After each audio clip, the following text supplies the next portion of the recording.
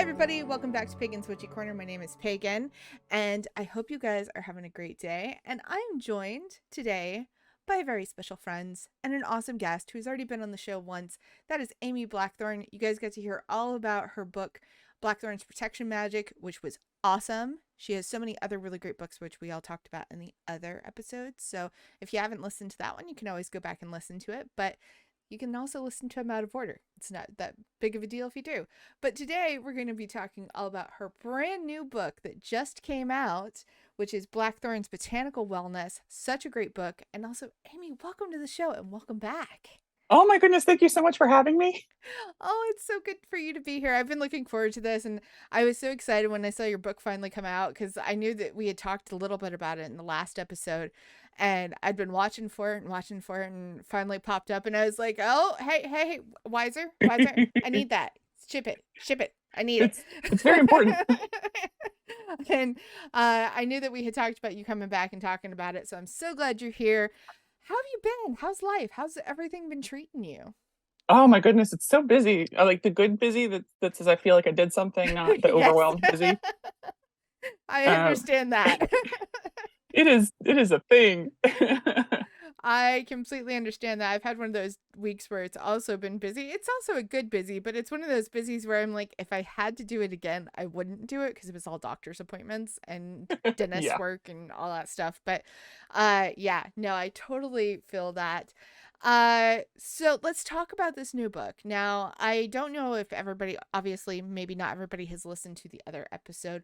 What prompted you to write the wellness book? Oh my goodness. I have been dealing with this wellness journey. 2 months after my 21st birthday, I got run over by a tractor trailer. Oh my gosh. But I'm gone. They flew me to the nearest hospital in a helicopter. So my first helicopter ride was super eventful. I bet. uh, and since then, a lot of there's some really beautiful books on self-care for witches that have come out. I'd say maybe 20 in the last 5 years, and they're beautiful and they're very sweet and they're very wholesome. But none of them spoke to my experience. I didn't see myself in any of them because none of them talked about chronic pain or chronic illness. And I wanted to be inclusive of my community. I wanted to produce a book that is something that I needed 20 years ago and I didn't have. So that's been my driving force in the books that I choose to write, is making sure that I'm writing for myself 5 years ago, 10 years ago, 30 years ago. Mm-hmm. I wanted to have a book that spoke to that experience because I know I'm not alone. Uh, Absolutely. in the US alone, 40% of the population has at least one chronic illness. I didn't realize it was that high. Wow. Okay. Yeah. Good to People know I'm don't not think alone.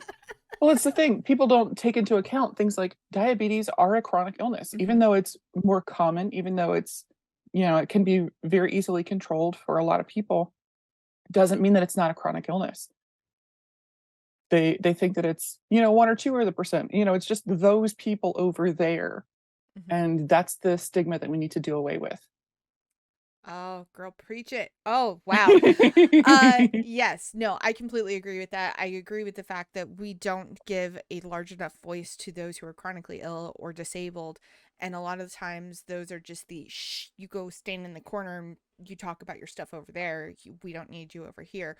But Exactly. the thing is, especially since we have had COVID, we now see exactly how quickly and how easy the tide can Yes. change. You can go Yes. from being a perfectly healthy adult to completely disabled after one illness. Well, not only And that, it's so not oh, dangerous. we now see how easy it would have been for us to have work from home jobs Yes. as disabled Yes. people. The whole time The they've whole been telling us, time. you can't do that. We can't accommodate you, until guess what? One pandemic and all of a sudden everybody knows how to be accommodating. Right, exactly. Literally, I feel like Sally Field from Still Magnolias during the whole time. Yes, that is me. Yes. Yes. Yes. Also, one of Sally my Field is favorite everyone. movies, but just, that's okay. But yes, I completely feel that. And your book made me laugh. It made me cry. it moved me in emotions because it spoke to me. It spoke to me as one of those chronically ill voices that I was like, she's saying all the stuff that I've been wanting people to say for a long time. Wow. Yes. So if you are somebody who is chronically ill or know somebody who's chronically ill, or even just wants to cope with some of the things that we deal with, especially trauma and, just dealing with those kind of emotions, go buy a copy. I mean it. Literally, go put it in your cart, pause the podcast, go do it. You will not regret it. I promise. You know somebody who might want this book, who might just need, some comfort in a book, knowing that they're not alone. Go add it to your Amazon cart or wherever right now. And Christmas is coming up. Those Black Friday deals are up. I guarantee you can probably find a really great copy of it somewhere on sale right now. Go, go, go. There's my shameless plug. Back to the podcast. But yeah, no, it's one of those things. We could have been accommodating all of these voices for so long. And now we're seeing a lot of those voices. A lot of people are trying to shove them back into that corner. And we're like, nuh-uh, no. You listened to us for 2 years. We're not going away now. You get to listen to us forever now. And it's one of those things that having that kind of thing where we see the accommodations happening, we see that it can be done, that we can be helping people in every aspect of from work from home to managing your chronic care and having doctors actually listen to you. That wasn't really a thing beforehand, just for the record, those who may not know. Yeah, having a doctor who validates you and listens to you is a big deal. It's a really big deal. And also just having somebody who's like, hey, I've gone through this too, is a really big deal, even if it's just in written form. Yeah. And you are definitely that voice that is like, it's okay that you have this thing. You have these crazy thoughts in your head. You're not a crazy person. You're just chronically ill. It's okay. We are all here. We're in the same boat. You're not alone. Which is a really big deal. It's so big. But you talk about so many cool things in your book. And where's my notebook? Hold on, guys. I have a notebook of notes for this because I'm going to be writing the review for it next week. But it is such a great book because, one of the things that you really talk about that I loved, like literally I was like, if this book was in audio format, which it is, you can get it on Audible. I was one of those people while I was sitting there reading and I was like, yeah, she talks about my things. And that's morning rituals. I love morning rituals so much and how you can make it so much of your mundane practice magical. And you can also bring in that wellness stuff. So let's talk about your rituals and why you decided to put those in the books and just all the coolness. Like I could just gush about your book for days because it was so good. Oh, that makes me so happy. I love it. So what is, we talk about the morning rituals, but what prompted you to bring those into the book? And also, what is your favorite morning ritual? So 2 questions there. It's really funny because when I get it to go out and, pre-pandemic, go and do events, go do conferences, there's always the sads on Sunday morning because it's time to go and pack up all your stuff and say goodbye to all the new friends you've made. And no one wants to go home. Nobody wants to lose the magic that they felt in that space and in that time. And it's such an important reminder that there is no mundane world. It's just this is the whole one we got. This is good, bad, or indifferent. This is the world that we have. And you have to give yourself permission to embrace those daily rituals because otherwise you're just spending your life waiting from full moon to full moon to feel like your authentic self. And no one deserves that. You deserve to be able to be your authentic self every day. Yes. Yes. So yes. My favorite morning ritual is actually making my morning tea because I get the chance to set my intention for the day, to create what I want to see in my day just from minute one, moment one. I love that. I love I have a that tea so shop, much. so it's a little easier for me to be able to say, okay, I want to go out and kick today in the face. It's going to be amazing. I'm gonna reach for some chronic success. I'm gonna reach for something that's uplifting with just a hint of caffeine because I'm not supposed to actually have the caffeine. Um, if I know today's going to be a stressful day and I've got a lot of meetings, I might reach for tarot time because it's soothing and it makes me feel like a whole person instead of just a ball of anxiety. It's just it's a vanilla rooibos with some lavender in it. So I know I'm gonna feel chill vibes the whole day. Chill vibes are definitely a good thing, especially if you got a busy day, because that chaotic energy can kick in really quick, and then you're like, "Oh, why am I having a panic attack?" Exactly. It's a very thin line. I have I have unmedicated ADHD, so a little Yes. bit of caffeine goes a long way, but there's also that anxiety prong to that. I wanna make sure I can get things done without feeling like the world is ending. Yes, absolutely. And especially when as somebody who also has ADHD and who's also autistic, you have those days where I call them brain zoomy days. Yes, yes. And the brain has got a case of the zoomies. And if anybody is like, zoomies, think of a dog that has the zoomies and you can't sit still and has to bounce off of everything in the house and destroy everything in the process. Yeah, people with ADHD have brain zoomies. And that's kind of what happens. So you're just like, you're sitting there trying to focus and do your thing, except the brain goes zoom, zoom too fast. And you're like, I don't even know what just happened. And by the time you figure out what just happened, you're like, oh, that was the thing I was supposed to be working on, but it crashed into this other thing. And now I've got to hyper focus. What happened? Exactly. And your brain goes zoom zoom.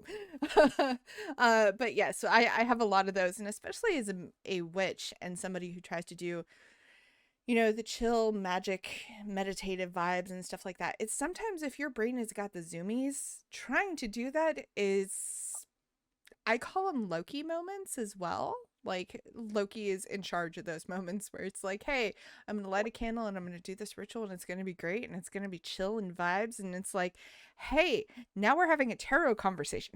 What? What happened here? How did I go from doing a ritual to tarot cards? And yes, it is one of those crazy moments that you have, and it's really hard to kind of bring that energy down into a meditative state sometimes. And I really like that a lot of the things in your book that you're like, pick a specific song that might bring into some of that meditative energy or that magical energy, or do the specific ritual, create the specific smell, do the thing that imprints inside the body that makes it to where, oh, we have puppies barking. Yay. Puppies want to say hi, everybody, as we talk about zoomies and all that.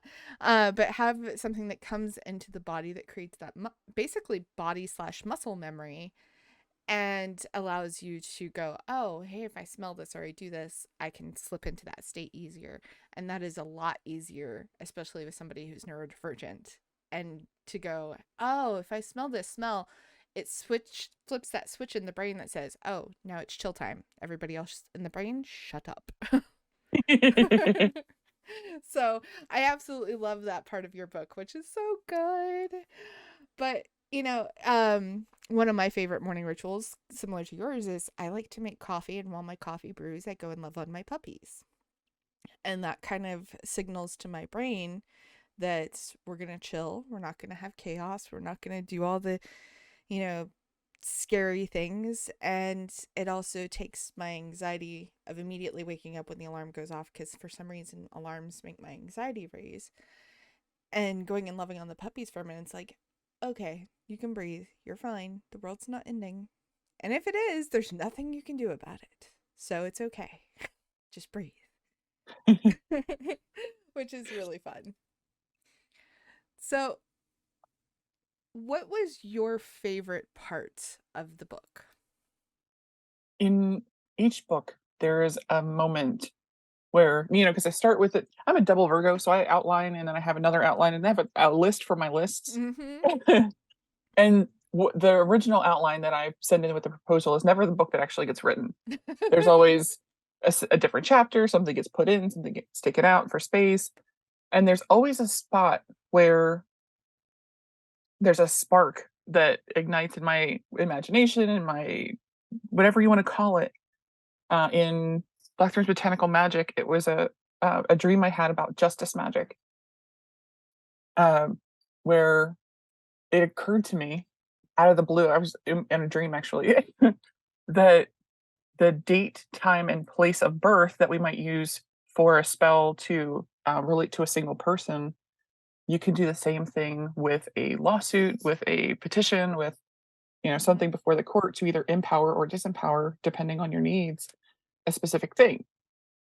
And so I wake up. It's not 2 in the morning because I'm still awake at 2 in the morning. It's the middle of the night for whatever it was at this point, and so I have to read. I jump down to the computer and I write 5,000 words. Mhm. Well, in this book, that spot happened to be I had a dream, and it was the idea of creating a servitor, creating a thought form, creating a magical Mhm. being to embody in my ritual tools to help me do the care tasks that I was having a hard time getting done myself, whether it was because of the ADHD or because I was feeling disheartened from the lack of being seen I was having with Mhm. my doctors, whatever it was. My brain says, "This makes all the magical sense in the world. Why has no one ever done this? Why have I never heard of this?" So, I had to sit down and figure out how to put that into a practice that could be replicated by other people.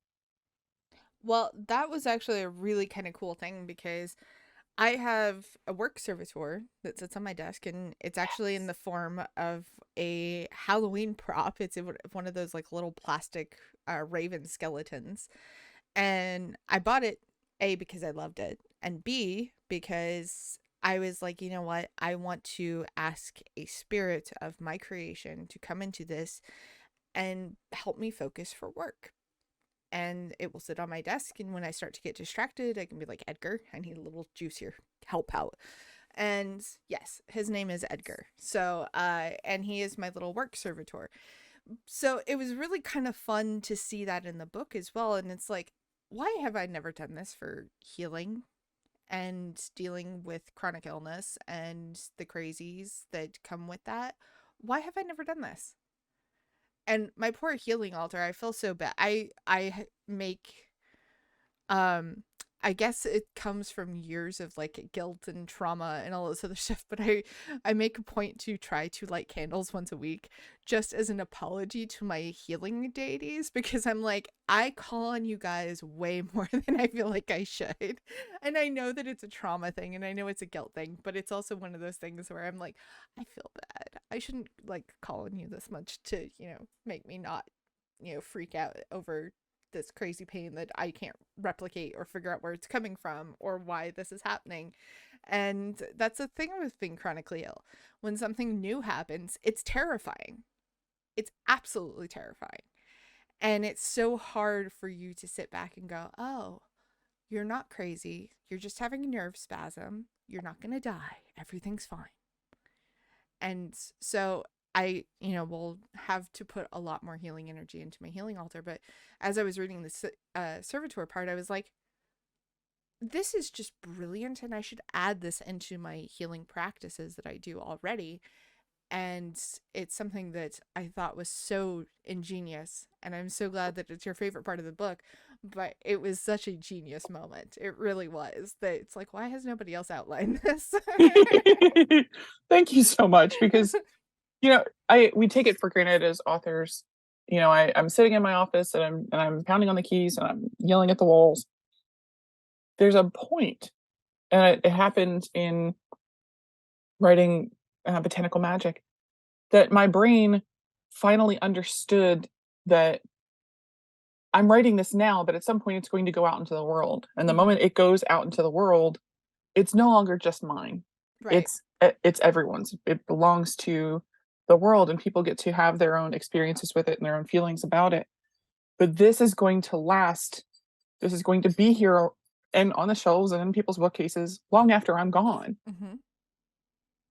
And so there's this piece that has this existential debate every time. You're like, okay, what needs to exist in the world after I'm gone? What do I want people to remember? There's the idea of leaving that legacy, Mm-hmm. because each book, each individual project takes a piece of our soul. Absolutely. I just am really lucky in that I get to pick which piece it is. I And had so oh, I'm sorry, finish up. no, no, go ahead. My apologies. Um I had because I write fiction books as well, and so I had a professor in college when I was getting my creative writing degree that told me authors are the voices of other beings or entities or spirits or whatever you would like to call them that we bring to life in written form. And so, as somebody who's also worked on nonfiction, seeing a nonfiction part of you, it's like, how does that apply? I can see how that applies from a fiction perspective, but it's like, wow, how does that apply from a nonfiction perspective? And I think you just summed that up very beautifully, that it's not so much that it's other spirits or voices or other creations that are out in the world that it, impose upon you. It's parts of your own soul that are getting placed out in the world that live on long after you're gone. So part of you gets to remain in a voice of wisdom and reason and beauty and all the things that you encompass in all of your books. And so I think that's really cool because, you are definitely one of those household voices in the witchcraft community that we can say, yes, that is an Amy Blackthorn thing. We know, if we're trying to find some good information on herbalism or tea or anything like that that has encompassed many of your things, especially protection magic, because your protection magic book, I don't know how many copies I have recommended out there to the world, especially in today's world. And so, you get to be one of those really cool voices that's going to live on for quite a while and influence not only witches of today, but the witches of tomorrow. So you put that beautifully. And yes, it is correct. Thank you so much because it's it's really hard to find the line between helping someone see themselves in my writing Hmm. and making it about me. There's difficult stories in some of the pieces, especially in protection magic. Hmm. There's some hard parts, Hmm. um, and it's therapeutic for me to get them out there sometimes, and sometimes they stay in the book, and sometimes they get taken back out. But it's hard to know where that line is, where someone is seen and heard and felt, and they know they're not alone, and that's what I'm really looking for. And someone coming up to me in the hallway at a conference wanting to ask about the most horrifying thing I've ever been through, like, we're we're having a Oh. cup of coffee, and it can be a bit much. It's definitely difficult to figure out where that line is because I don't know where how I'm gonna feel a year from now or 10 years from now or 20 years from now about people knowing those very difficult things. Hmm. All I can tell myself is that knowing that, for example, I had a hard time writing protection magic from the get-go because Hmm. I know I needed to tell that story, but I didn't wanna. Yeah. That those minds are deep and dark and can be scary, but I couldn't write a single word. Yeah, it took me a couple months to actually get started on the book because I knew it needed to be written, but I didn't wanna have to be the one to write it. And oddly enough, there's no one else who can do it for me. Hmm. I had to call my editor, the amazing, amazing Judika Isles, and say, I feel like a fraud for writing this." And she says, I please tell me more. Let me help you figure this out." We love Judica here. She's so God, awesome. she's the best ever. I just love her. I would follow her to the ends of the earth. Same. She is a gorgeous, gorgeous soul. We love Judica. If you haven't listened to the episodes with Judica to know how beautiful a soul she is, you can also go back and listen to those as well. She's an amazing, amazing author and an amazing editor, and just she's great. We love her. Shout out to Judica. So so I said I feel like a fraud because I want to write this book. I'm really excited about writing this. I said, but I feel like a fraud because I've dealt with all these things. And she said, "Darling, that's why we want you to write it. Like anybody can write a book on protection magic, but we need your voice to be Hmm. heard. You know, you've done these things, you've lived to tell the tale. That means that you succeeded." And so I was able to put to rest some of the demons that I have been wrestling with, and went in. I figured I'd get that part out of the way, and I wrote that entire chapter, and it's 13,000 words, and I wrote that in probably a day Hmm. because it just flowed out. And once that blockage was gone, I was able to go throughout the rest of the book. But I had to. have that moment where I said, okay, like the vulnerable part of myself, where is that line? Where do I cut off that vulnerability and make sure that I'm protecting myself, but also protecting my readers? Hmm. I think you do a really beautiful job with that. And as somebody who's read many of your books, I would say that the Protection Magic book, that section was hard to read. Mhm. As somebody who's also had similar traumas, and it was a very challenging read, but it was something that was necessary because a lot of times there's so many voices that have had similar experiences out there, so many other people who have had those kind of experiences, um and we know that there's a dime a dozen of those experiences out there, but we don't get to hear the voices behind them very often because a lot of times those voices are trying to be silenced. So having your story in that book, despite how difficult it was to read at times, and I'm not saying this for the audience that it's difficult to read because of writing and all that. No, it was beautifully written. It was painful to read because you could feel all of Amy's pain. You could feel all the pain that I was experiencing from my own trauma. But it was a necessary read. And it was something that was so beautifully done because it shows, yes, you need to have concrete physical protections in addition to magical protections. It wasn't something that you could just be like, oh, hey, you need to have this. And, you know, here's the elusive reasons why. It's like, no, you need to have this because this has happened. These things happen all the time. And it's something that is so easily overlooked that you're just like, oh, that's never going to happen to me. It can happen to anybody. That And was the part that I struggled with for a long time was I teach concealed carry classes, I teach self-defense classes, and I have a black belt, I was, shooting into competitions.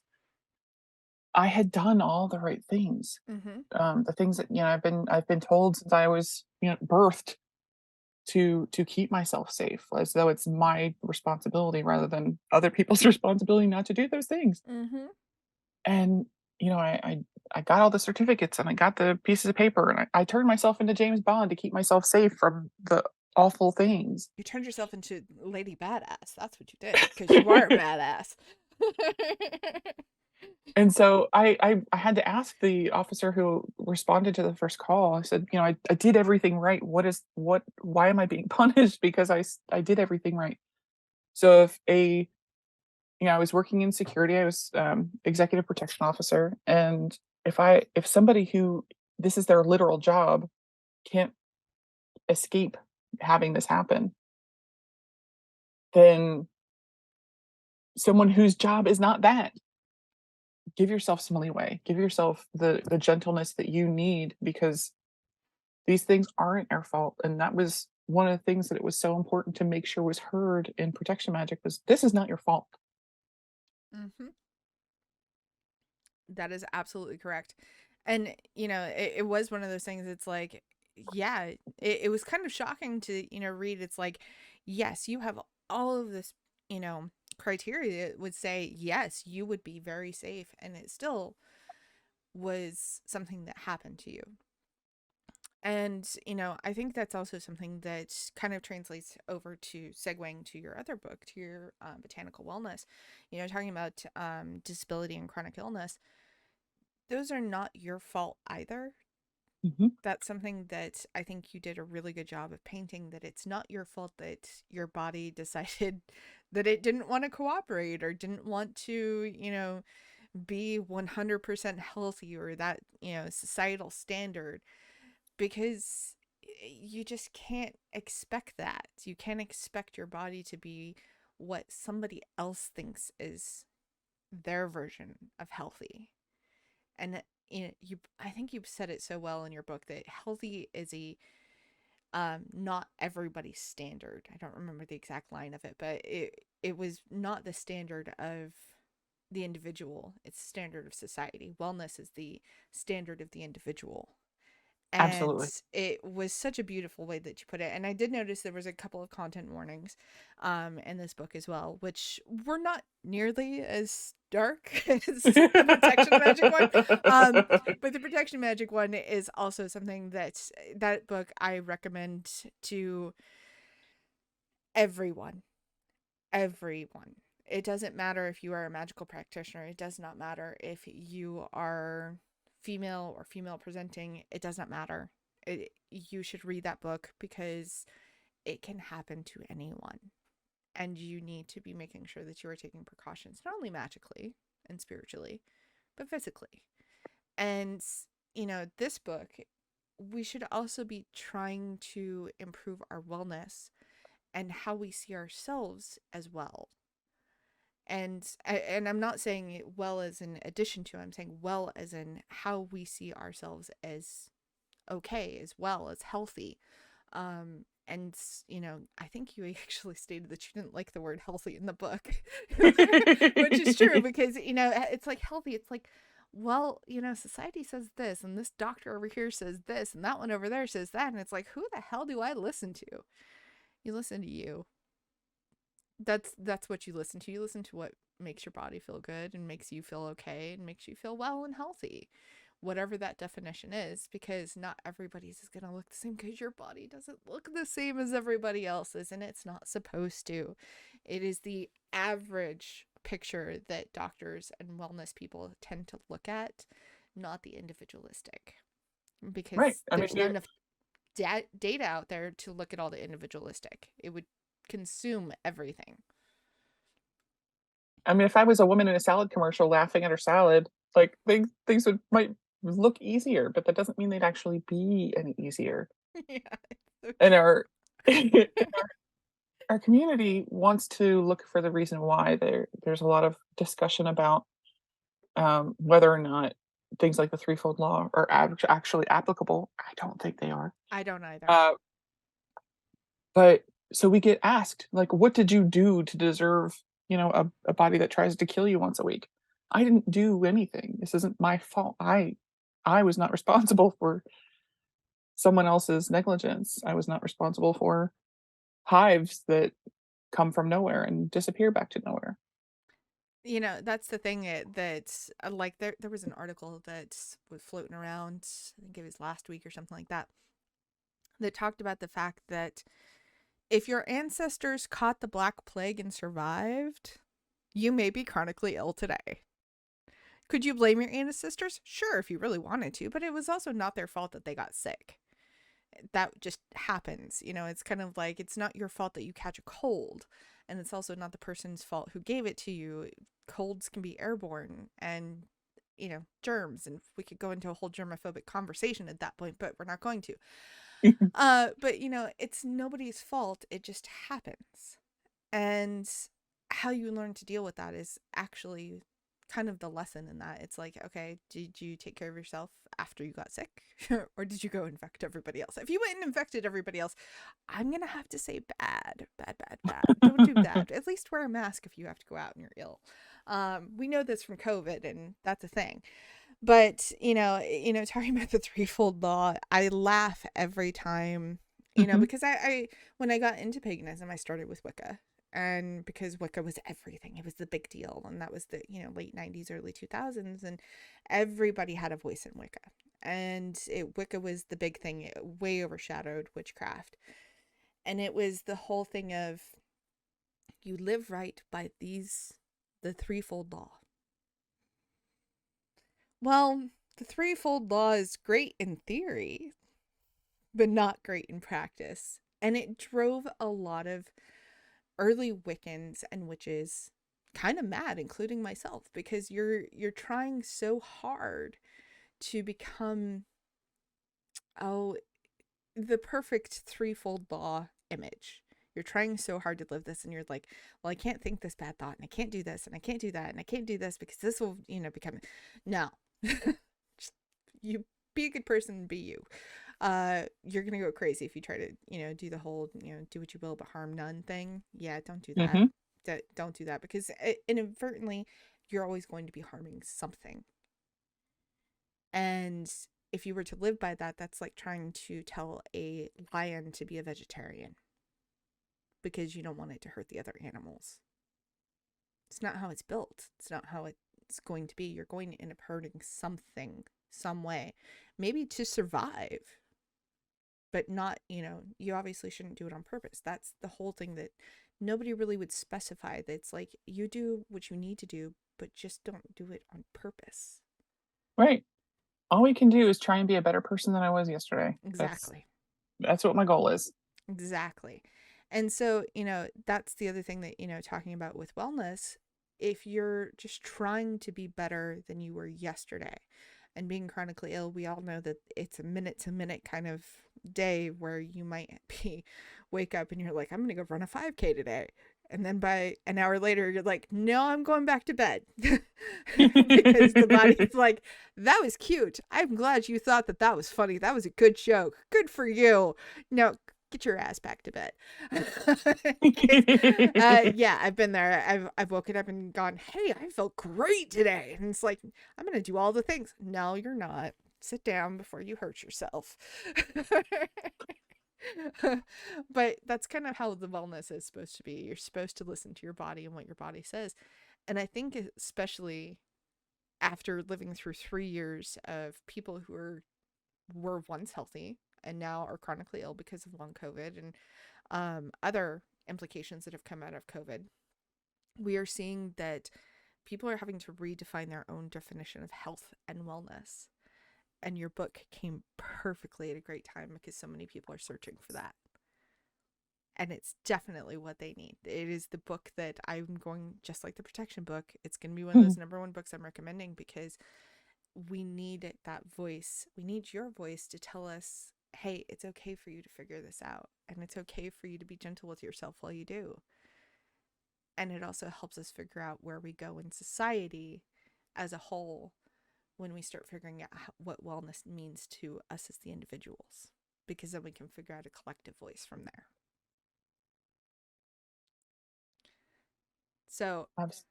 it's such a good book. Such a good book. Oh, like I said, I could gush for hours about all of Amy's books. But let's talk a little bit about your tea store. How's that going? Has anything changed? Have you got any new stuff happening? Always. Always. That's Well, what let's talk about it. that's my favorite part of the days that I feel like ADHD is my superpower, because I can have the creative input to create a tea, get it out there that day and say, okay, here it now exists. Hmm. Um, do you know who Besla is? I do not. Besla is the spirit of the world tree in Norse mythology. And so Okay, I I had should know that as somebody who practices Norse mythology, but I always forget like names and stuff like that. That's not my ADHD friend. I forget all of the stuff that happens with the important stuff with names. That's my thing, that I just forget all of it. It goes in one ear and out the other. so Unfortunately. I so I had that moment of ooh, which is always the best because I get the best teas that come out of it. The most recent version of that was the magician. Ooh, okay. It tastes like orange Tootsie Pops. It's it's a creamy orange oolong with some almond, and so Oh, I bet they that's blend delicious. right. It's so good. So when I had this yearning to try and create something for the world tree, to have that understanding of the not just the plant and the relationship between practitioners and the plant itself, Hmm. but how to really connect with that energy. This tea was actually the one that came out of that. So it's a Darjeeling base, but it's got some peppermint in there, and there's some lapsang souchong for the smoke of the leaves. Hmm. If we look at traditional depictions of reading the runes, it's at the base of a tree Hmm. because you're connecting the worlds, you're connecting your vision. And so there's a wisp of that lapsang souchong, and there's the mint that is evocative of the leaves of the tree, and the Hmm. Darjeeling just has that warmth that wraps you in a hug and says, you know what? It doesn't matter what's coming next because you are ready for it. Oh, that sounds beautiful. That sounds like it'd also be a perfect tea for Yule. Yes. Just it It, sounds like it's got all those like beautiful like Yule notes that you would expect to, be smelling and experiencing during that time of the year. So, oh, wow, that sounds awesome. My brain smells like pine trees right now just because we're talking about this. Oh, I love that. I love the talking about, even in your book, you talk about this, about the different smells and the memories and everything else.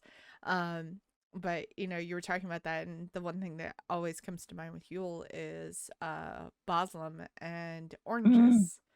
Oh, yeah. And so you were talking about that, and I was like, I could totally see myself drinking a cup of that tea in front of a Christmas tree. Yes. Yes. Yes, yes, yes. So if you're looking for a tea for that time of year, sounds like Amy's got some. So check out your store and remind me of the store link. I don't remember off the top of my head because, again, memory issues. BlackThorn'sBotanicals.com. They're both plural. Blackthorn, obviously possessive. So BlackThorn'sBotanicals.com. You can also get autographed copies of my books right there. Mm-hmm. And if you are not sure the rest of my catalog is for you yet, we will convince you, obviously. Mm-hmm. But the first 30 pages you can download for free on amyblackthorn.com. There are free links right there. You can read it on the e-reader on the web, or you can download it to whatever e-reader you'd like. I want you to know that this is something that resonates with you, that you need, that you want as a part of your life and your practice before you purchase it, because I know money is so important Mm-hmm. to the survival of literally everyone. Right? uh, really capitalism. Uh, but I want you to know that this is something that you need in your life before you go out and purchase it. There's there are times we go to the bookstore and something seems like just exactly what I needed, and you get home and it's not the book you thought it was. So I want you to know that this is something you want and need in your life before you spend your hard-earned money for it. That is so awesome. And yes, all of Amy's books are incredible. I own them all. I love them all. And I will rave about them all because they're all incredible. Especially if you're anybody who is interested in any sort of herbalism or botanical work, flower work, essential oils, etc., etc., you should definitely check out her books. They are worthy of every penny that you would like to spend on them. But the two that we have been talking a lot about, which are the Blackthorn's Protection Magic and Blackthorn's Botanical Wellness, those are the two newest books out. They are incredible books, especially the Protection Magic, because I will tell everybody every single time that is a book you always need to have in your library because it has so much valuable information. And if you're somebody who's trying to heal the botanical wellness, that is your book. I promise. So, so good. Do you have any classes or anything coming up? I know the holidays are right around the corner, so I know a lot of authors are like wrapping up stuff for the holidays.